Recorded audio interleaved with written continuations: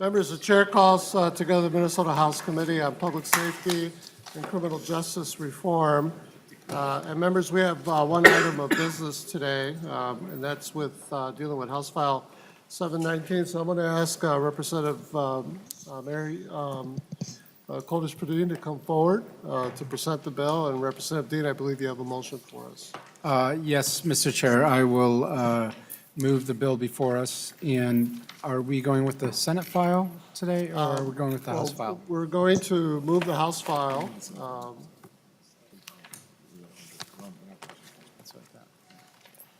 Correct. So we're moving Senate File 1100. Okay. And then we'll amend that. Okay. I would then move Senate file 1100, Mr. Chair. Very well. So Representative Dean moves Senate File 1100 be referred to the Committee on Ways and Means. And Representative Dean, you have an amendment to your motion as well.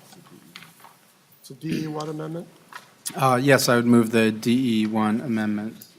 Representative Dean moves the DE1 amendment.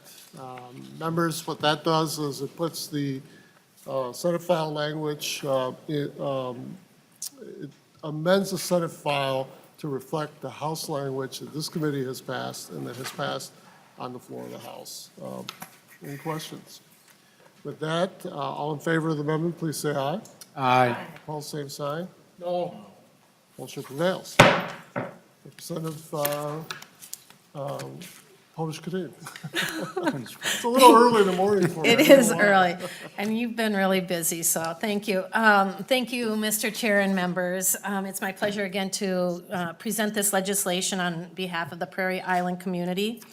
So what this legislation will do is it removes that requirement that certain federally recognized tribes must have an agreement in place with the local county sheriff in order for the tribal police departments to exercise their police powers on their own reservations.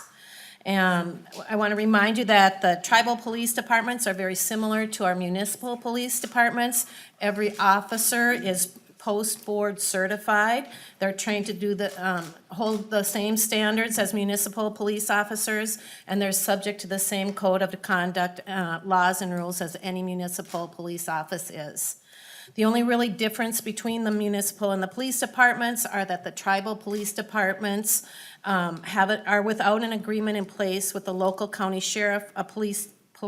A tribal police department cannot exercise its police powers on the reservations. So in other words, they can't pull somebody over, they can't make arrests, and they can't issue citations. So this change will allow the tribal police departments to continue to have cooperative agreements with other local law enforcements, and most importantly, ensure that the tribal police officers are always allowed to enforce the law on their tribal lands.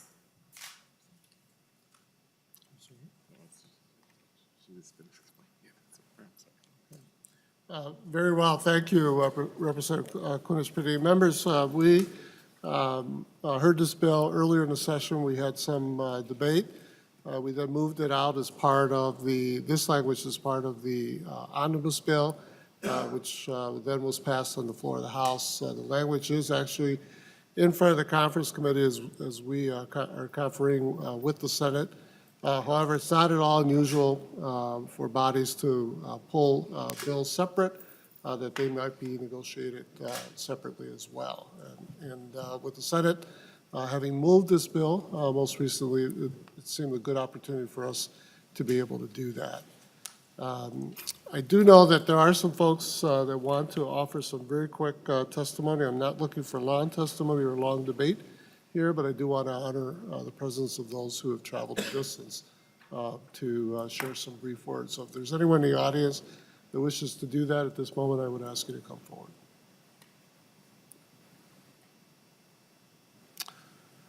Very well. Then discussion. Representative Johnson. Chair Mariani, members, Representative Kunesh-Podein, I do have some serious concerns on this. I myself have worked on a couple of reservations as an undercover officer. I've worked well. The departments themselves and the guys that are working there are fabulous. They work well. My concern isn't with the department itself. It's not with the the officers. It's the problem that we have with the fact that the tribal leadership is not a state government entity.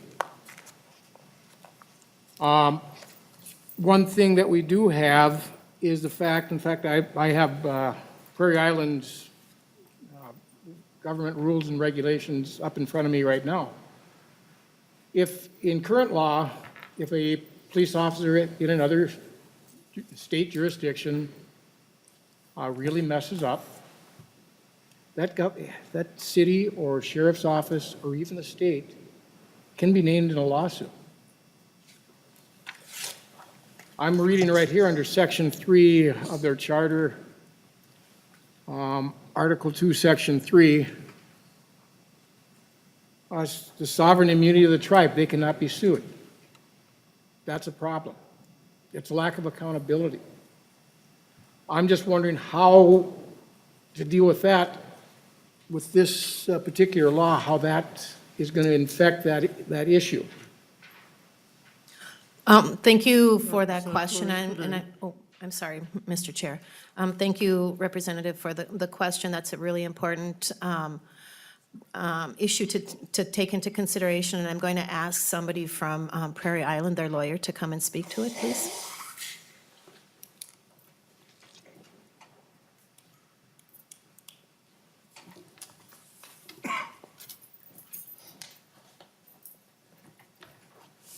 Welcome back to the committee. Good to see you both. It's wonderful to be here. Thank you, Mr. Chairman. And thank you for the question.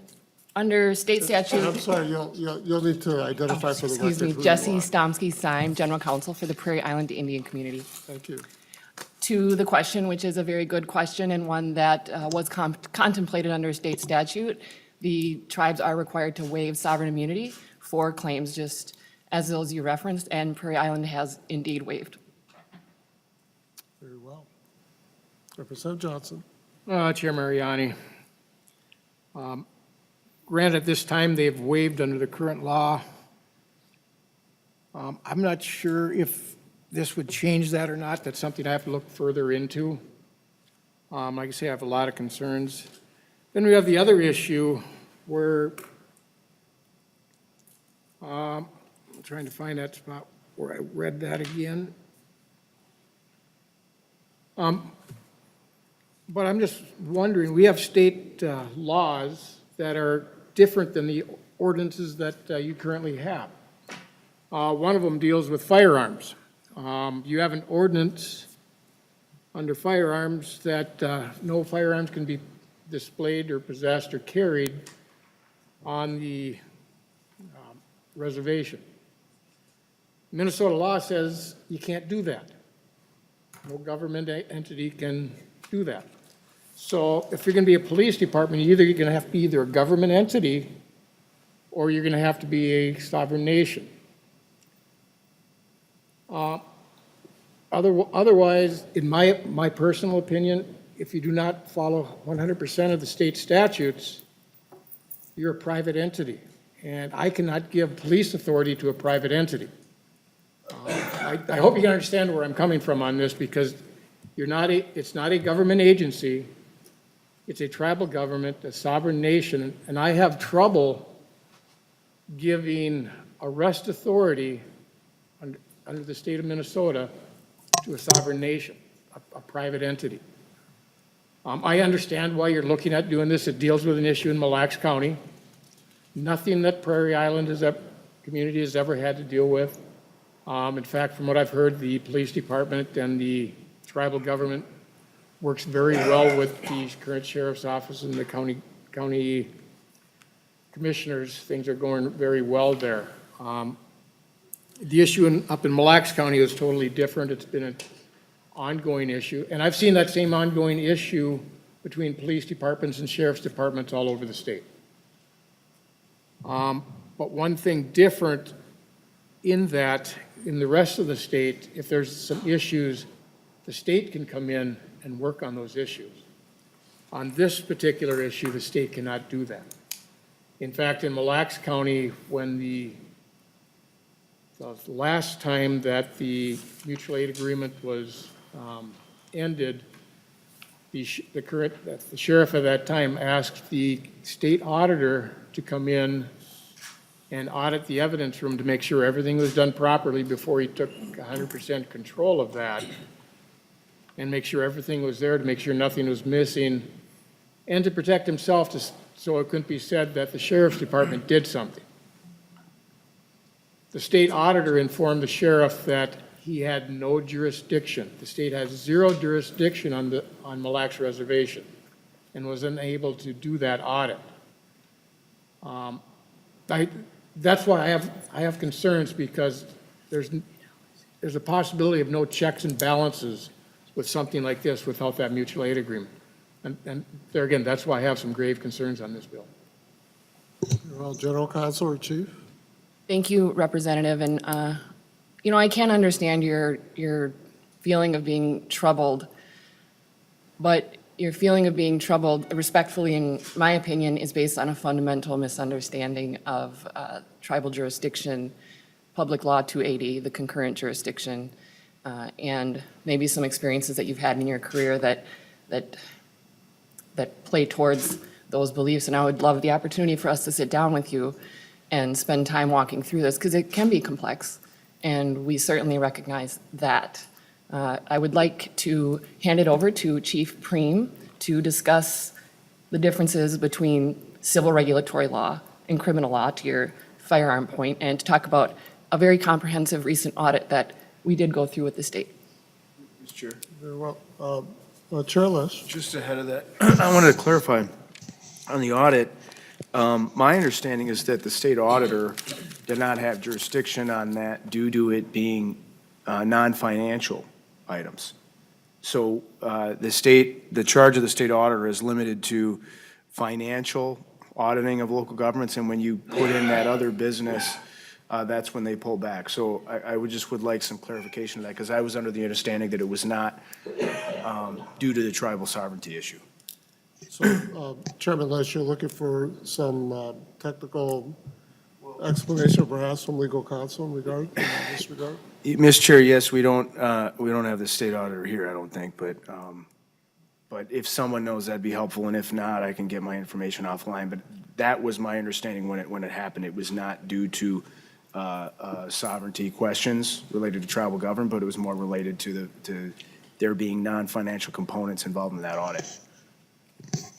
Yeah, we don't have counsel that can, our counsel can't speak to that issue right now, but we can certainly work to dig that information and get that out back to committee members. In the meantime, Chief Priem. Mr. Chair, thank you. Representative, I believe that we discussed this in the last hearing as well, as the civil regulatory versus the criminal aspect. Prairie Island has ordinances that are considered tribal ordinances, just like a city would have ordinances.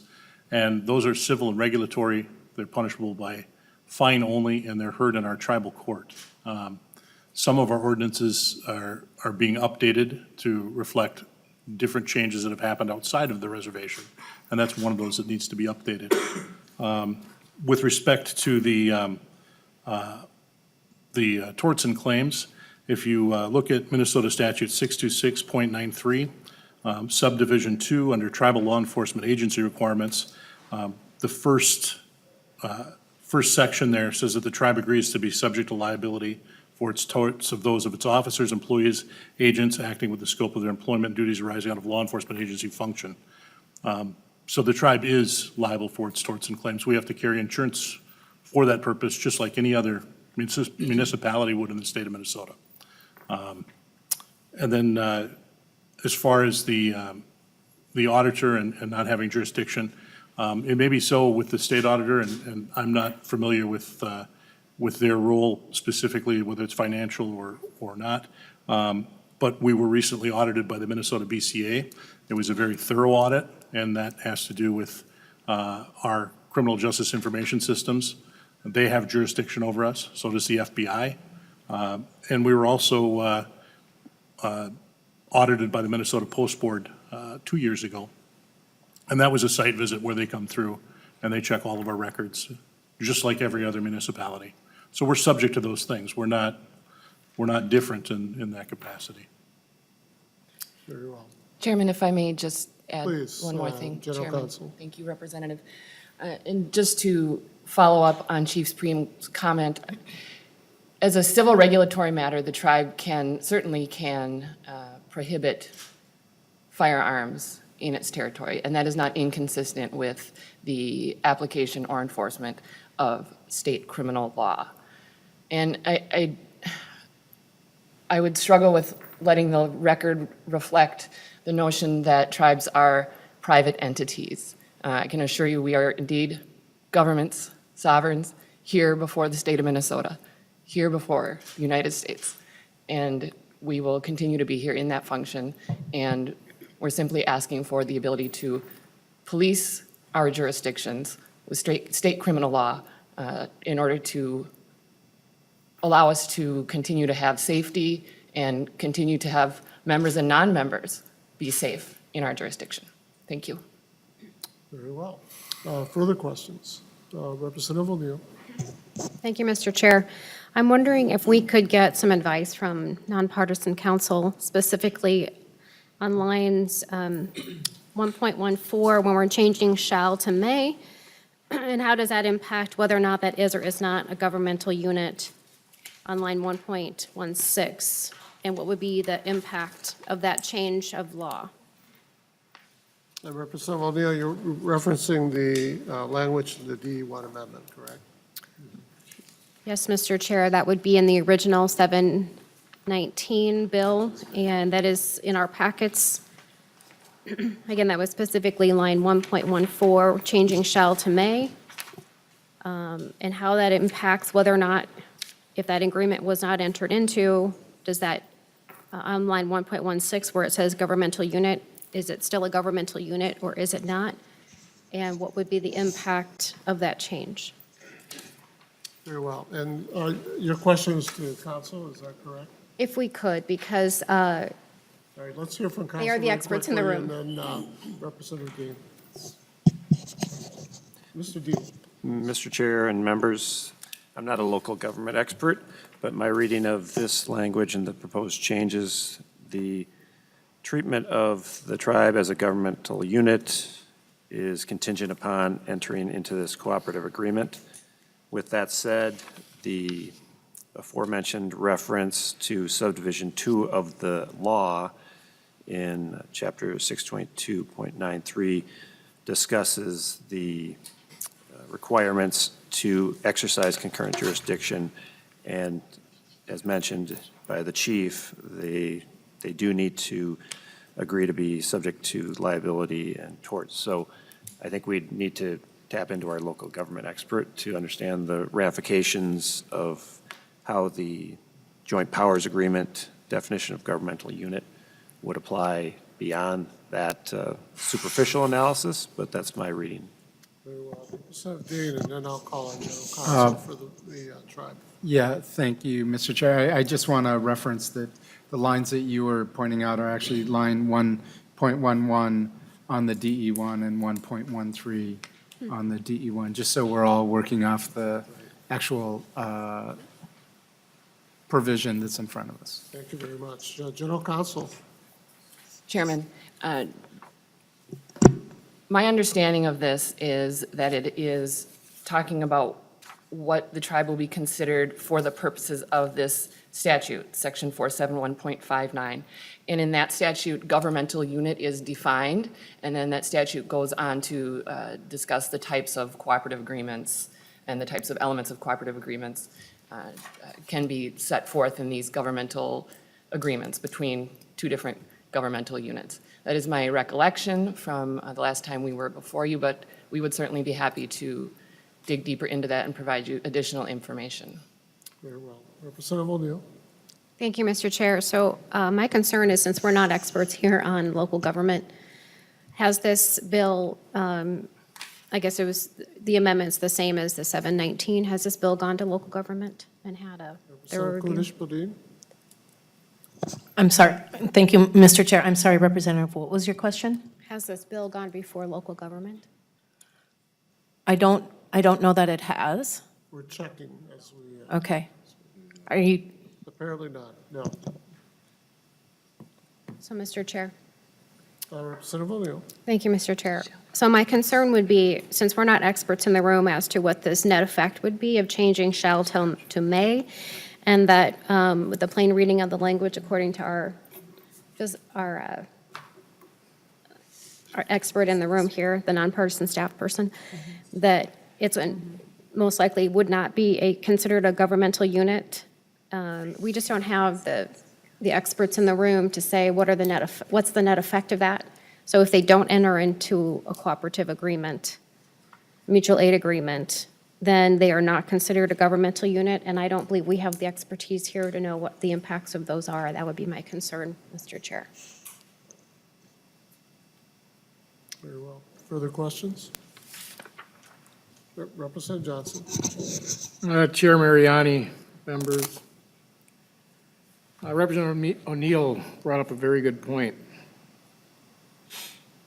Under the cooperative agreement, the tribal government is considered a governmental unit, but without an agreement, even with this bill, they are not.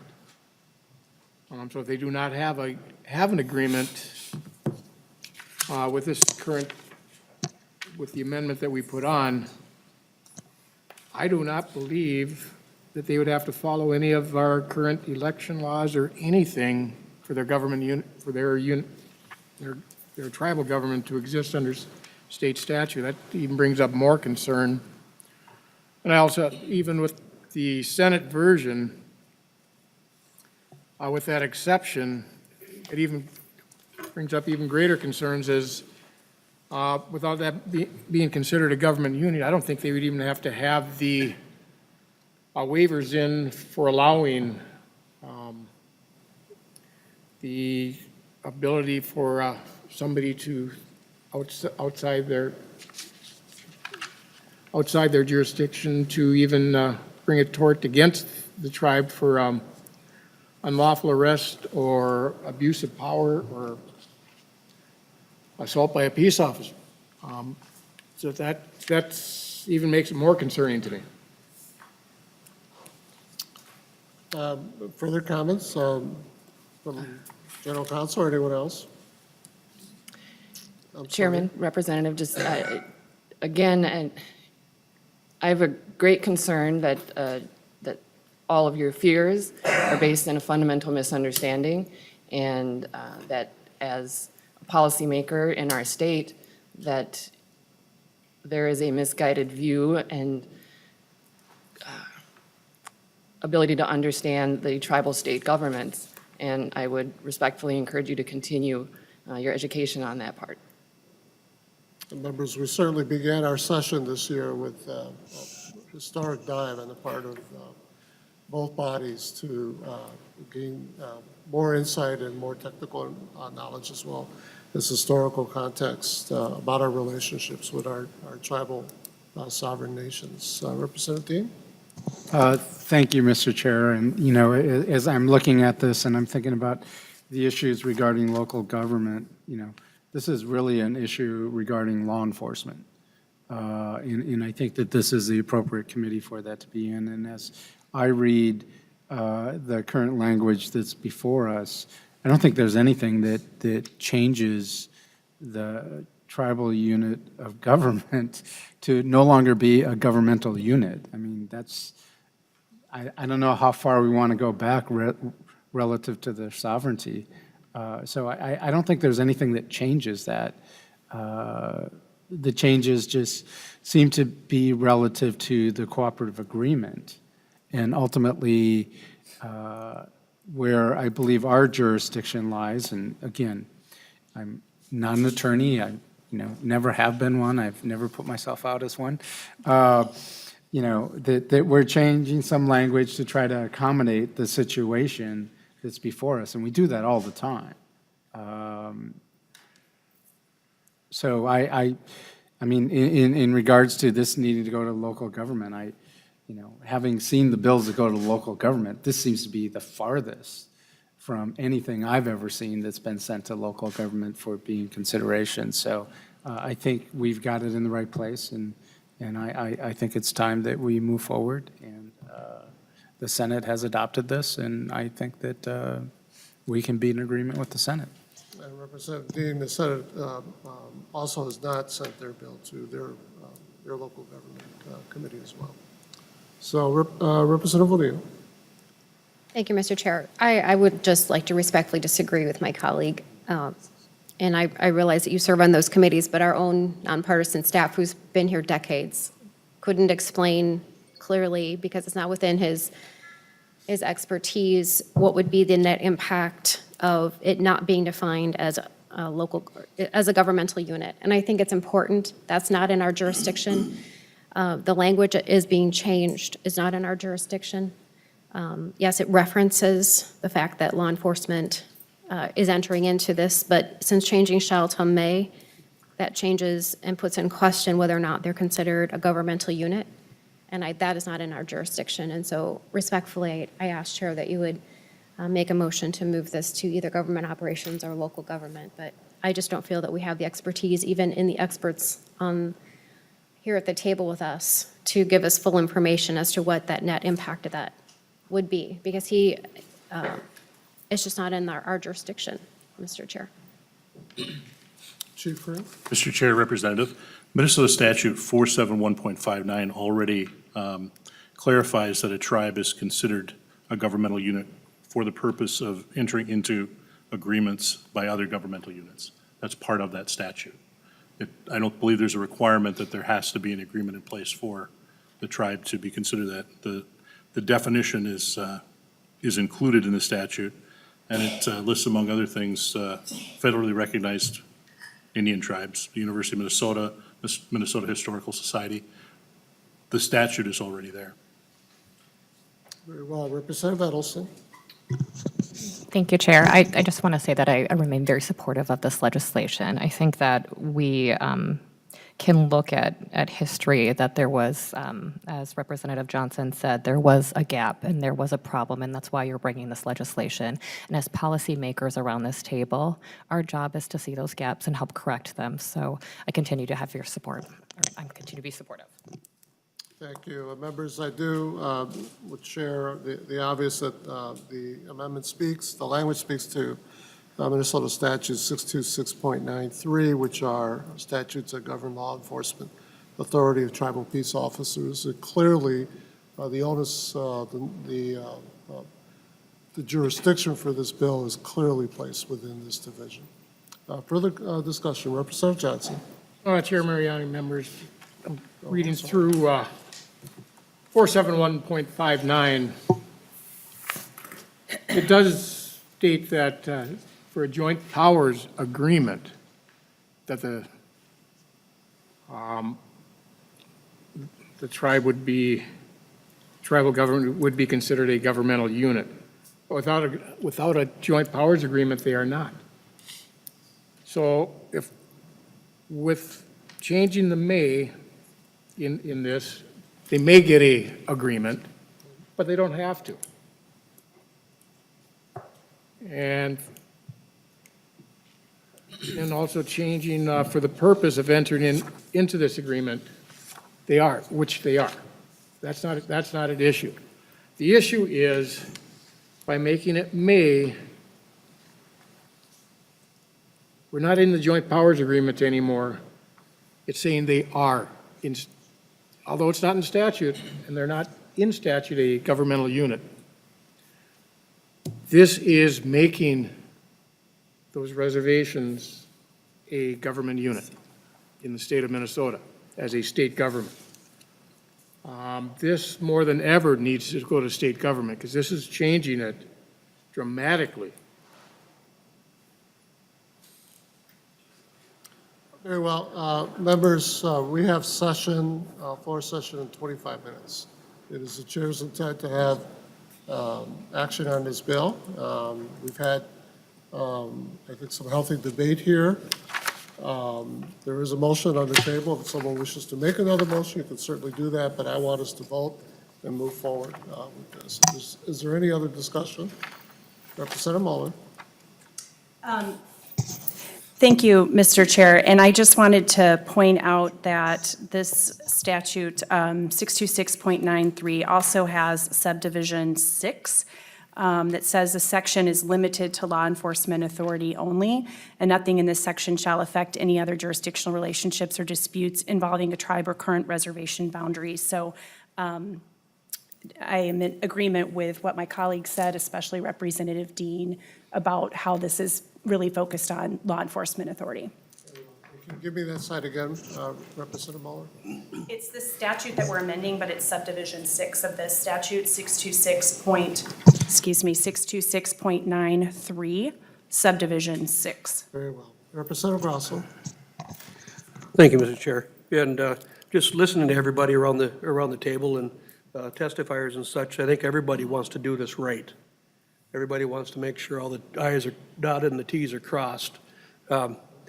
If the Senate hasn't sent it to the government, we haven't sent it to government, I don't know why we shouldn't be prudent and make sure that it is well vetted so that we don't have unintended consequences come around and bite any of us in the backside. I think that we might want to take a step back, make sure that this, if this is the legislation that's going to move forward, to make sure that we go through the whole process, make sure it's well vetted and that we have everything covered. If we're going to do it right, let's do it right the first time. Very well. Is there any further discussion? Representative Dean? Mr. Chair, real quickly, do you recall the date that this was before us last time? And why wasn't this issue of local government brought up at that time? Partisan staff just whispered March 14th. We can certainly check that, but yeah, that's been a couple of months. Very well. With that, seeing no further discussion, Representative Dean renews his motion that House, or rather Senate File 1100 as amended be referred to the Committee on Ways and Means. Oh, we're going straight to the General Register? All right. I take that back, that Senate File 1100 as amended Chair Mariani? be referred to the General Register. Representative Johnson. I also just noticed something else that is problematic with this bill. It deals with 626.93, which only affects the Mille Lacs Chippewa band. Because that's what 626.93, it specifically spells out the tribes include the Mille Lacs band of Chippewa. Can only count the Mille Lacs band of Chippewa. That is in subdivision 1 in the definitions. Mr. Chair? Chief Priem. Mr. Chair, Representative, I believe 62693 excludes Mille Lacs. And the, You are correct, my mistake. I believe that one excludes. Very well.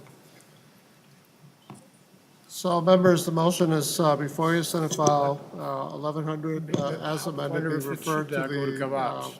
Committee on General, or rather to the General Register. Representative Johnson. I'm wondering if this actually needs to go to government operations. Then I move it to, make a motion to move it to government operations. So Representative Johnson is seeking to amend the Dean Amendment. Is that how we do this? Let me make sure I get this right from It's a substitute. substitute amendment from legal counsel. Make sure I'm getting this right. Mr. Diebel. Mr. Chair, Representative Johnson is moving to substitute his amendment for his motion. I think that's appropriate. Okay, very well. Is everyone clear about the motion before us? If so, then all in favor of that motion, please say aye. Aye. Opposed, same sign. No. Motion does not prevail. Back to the Dean motion then. All in favor of the Dean motion, please say aye. Aye. Opposed, same sign. No. Motion prevails. Thank you, Representative Kunesh-Podein. Thank you, General Counsel and Chief from our tribal sovereign neighbors to the southeast of us. I also want to thank our other visitors from tribal sovereign nations here in the state of Minnesota who are present with us today. Members, with that, we're going to be on the floor in about 20 minutes. I'm not sure that this committee is going to meet again. The clock is ticking on our session, but we'll certainly let you know with good notice. And if not, or rather, with that, members, this committee stands adjourned.